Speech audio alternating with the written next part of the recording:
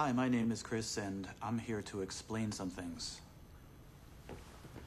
These are from October 1989, when my unbridled romantic worldview was permanently shattered.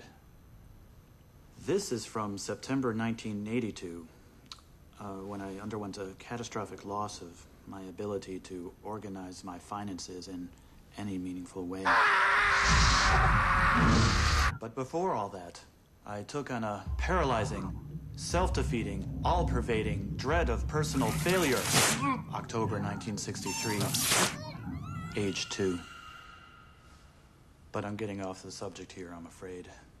This story is about Ryan.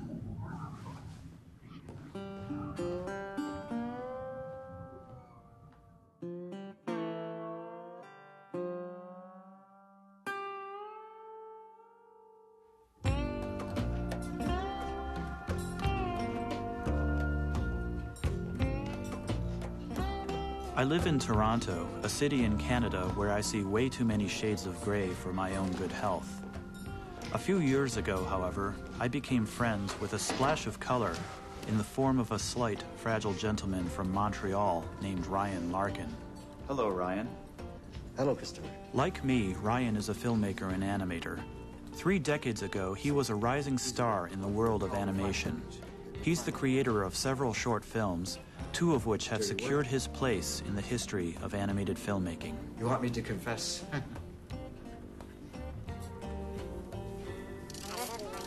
Today I asked Ryan if I could record our conversations. He replied by telling me about a simple inspiration he had back in 1968. So I said, you know, what I really want to do is make a film just with figures, walking figures. Oh, wow, you got some... Oh, wow, you got one of the original drawings. Ryan's looking at artwork he created 35 years ago. This is the first time he's seen this drawing since he created it. This is amazing. Oh, wow, this is beautiful. 35 years ago, Ryan created thousands of drawings like this one, and then put them together, one after the other after the other.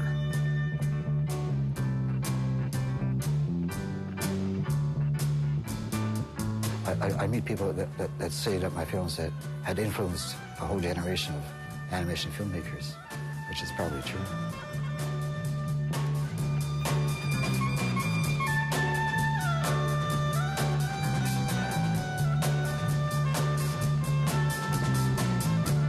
It was fabulous. It was a great honor to be nominated, but then everybody gets nominated for an Academy Award eventually. See, I didn't actually win the Academy Award. Walt Disney won the award that year. That's how we looked for the Academy Awards. That's how we looked. This is what you wore to the Academy Awards. Yeah, right. You must have stood out like big-time rock stars. Now I look at this, I think maybe perhaps I was disqualified because of my costume.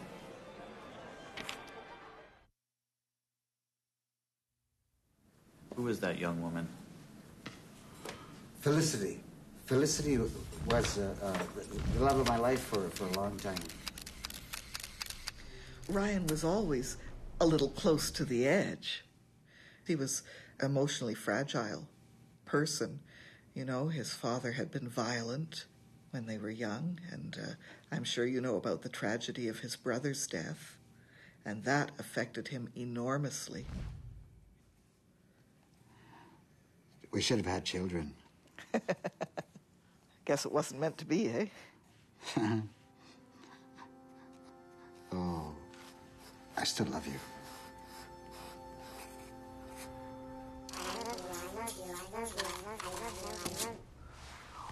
In 1971, 3 years after the success of Walking, Ryan was struck by another very simple inspiration: himself. I was always moving my body around in front of mirrors and stuff, and making drawings from my body, you know, from flashes. And sometimes I even used a camera to record how I was moving, because it seemed to me that I was moving in a very particular way that most other people weren't moving.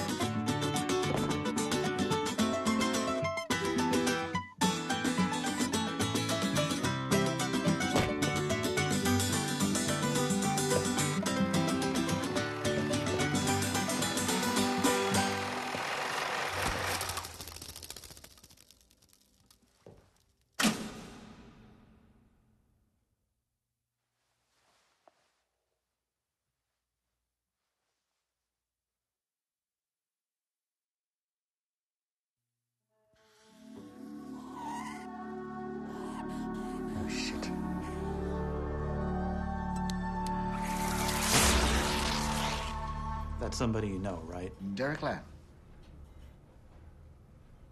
He was my executive producer. And he was very nice, a very beautiful man.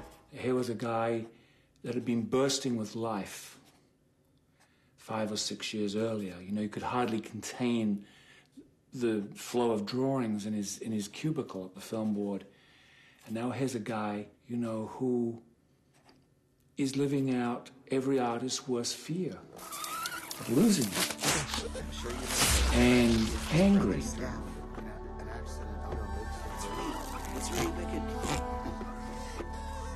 What cocaine? I couldn't stop these young thieves from coming. The first flush of addiction produced some amazing work. A life can be spent really trying to get that moment back.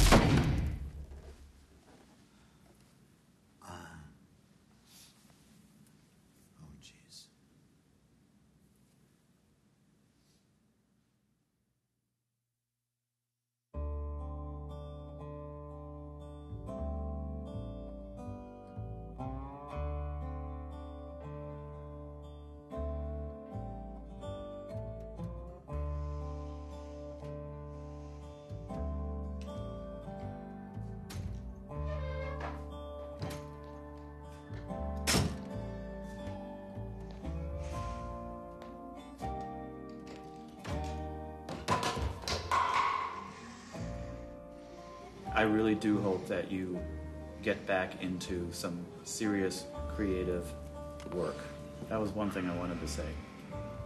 The other thing that I wanted to say, I'm going to say one thing, one concern that I have about you, which is your alcohol. Which is what? Your alcohol. My alcohol? Yes, your alcohol. Your alcoholic consumption is, as you know, pretty high. I want you to consider beating alcohol in the same way that you beat cocaine.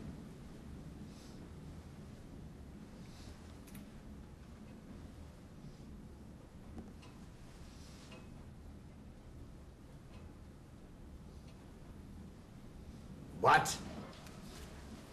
There's nothing I enjoy more than a good glass of cold beer. Am I supposed to give that up for, like, tea or something? No, can't do that. I personally want to see you around, and I personally want to see you thrive, Ryan. Fried? Not fried. I want to see you thrive. What? Who's going to buy my creations? What's in it for me? I don't create because I've been ripped off so fucking much, I decided to stop creating. Creativity, what do you think I can do, you know? I cannot do anything. I've been deprived. Deprivation is the most devastating thing. I will surely, you know, be right on deck. I'll give up booze and give up cigarettes and right on deck. If somebody gives me some fucking money, one cannot do anything, anything at all, without the power of money.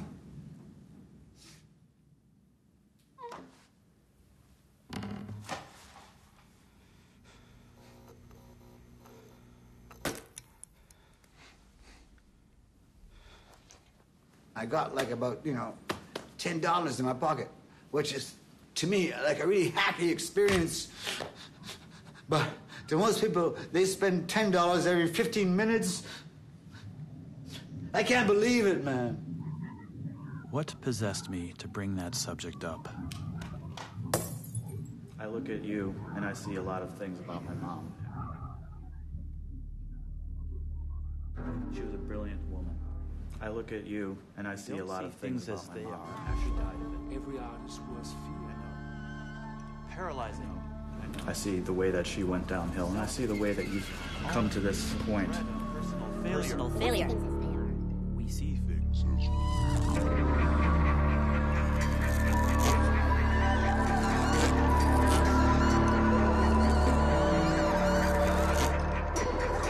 Christopher.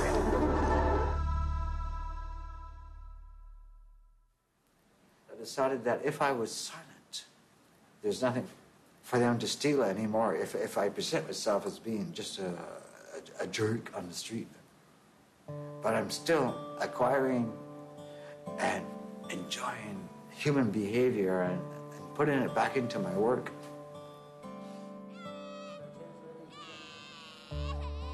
Bonsoir, merci. Spare change, sir? No? Okay, merci bien. Gentlemen, can spare a little change? Hey, thanks, man. Merci bien, monsieur. Monsieur, can spare a little change?